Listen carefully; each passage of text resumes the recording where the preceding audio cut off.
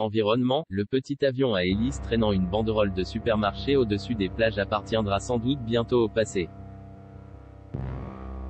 L'Assemblée nationale a voté ce vendredi 2 avril l'interdiction de cette forme de publicité à l'horizon 2022 dans le cadre de l'examen du projet de loi « Climat et résilience ».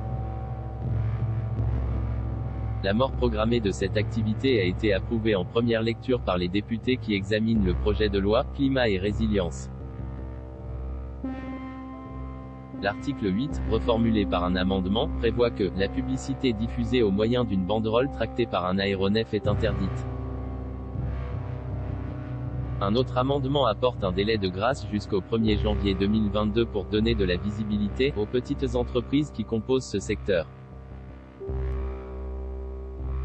Une interdiction limitée. La députée Maïna Sage Groupe Agir, et l'écologiste Delphine Batho, non inscrite, ont plaidé sans succès pour que cette interdiction concerne toute forme de publicité aérienne, pas seulement les banderoles.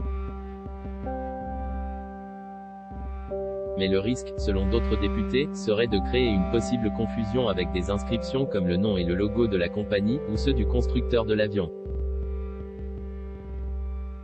Elles ont aussi demandé que l'interdiction soit étendue aux véhicules terrestres et aux embarcations utilisées à des fins publicitaires. Delphine Batho a cité à l'appui de cette demande d'élargissement du champ de l'article un avis du Haut Conseil pour le climat pour qui les avions publicitaires n'ont qu'un impact anecdotique sur l'environnement.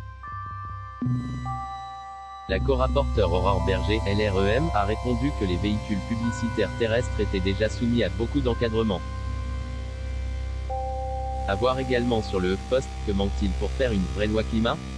Ces manifestants répondent lire aussi, les meilleures pancartes de la manif à Paris pour une vraie loi climat. L'intervention de Mélenchon sur la loi climat a tourné à la castagne avec LREM.